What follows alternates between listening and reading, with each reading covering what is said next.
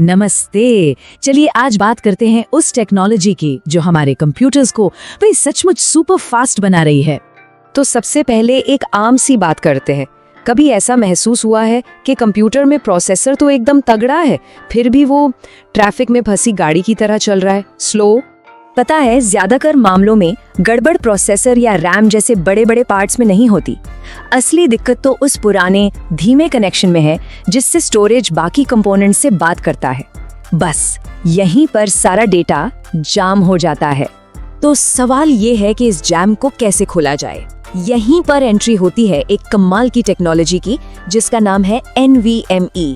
NVMe यानी non volatile memory express. अब ये भारी भरकम नाम सुनकर घबराना नहीं है।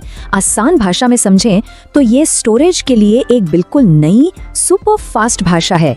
ये कंप्यूटर के सभी हिस्सों को आपस में और भी बेहतर तरीके से कम्युनिकेट करने में मदद करती है।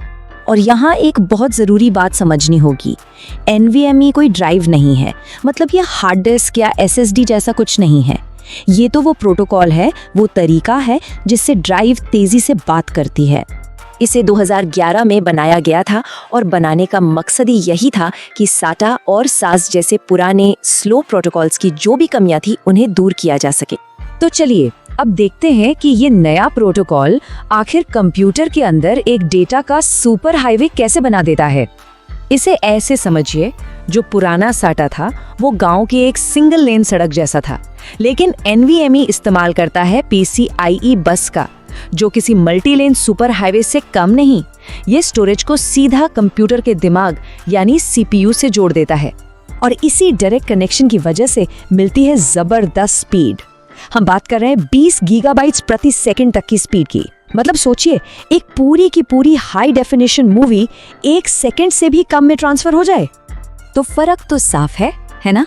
NVMe की डेटा ट्रांसफर करने की क्षमता यानी थ्रूपुट पुराने SATA स्टैंडर्ड के मुकाबले कहीं बहुत ज्यादा है।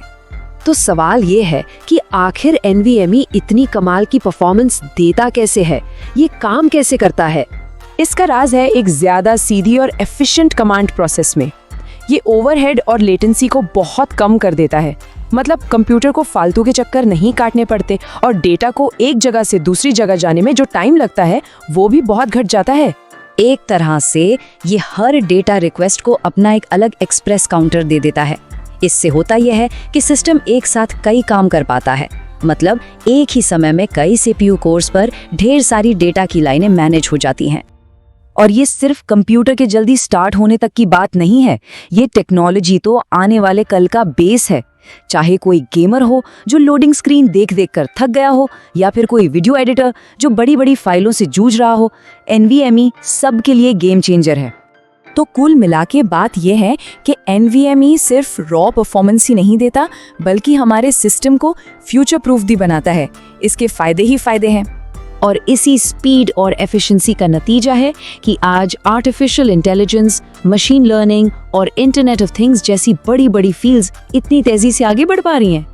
इतने सारे फायदों को देखते हुए ये तो लगभग तय ही है कि आने वाले समय में NVMe ही स्टोरेज की दुनिया का नया स्टैंडर्ड बनने वाला है। और ये हमें एक बहुत ही दिलचस्प सवाल पर लाकर छोड़ देता है। जब स्टोरेज की स्पीड अब कोई रुकावट ही नहीं रही, तो सोचिए आने वाले समय में हम और क्या क्या नई चीजें बना सकते हैं।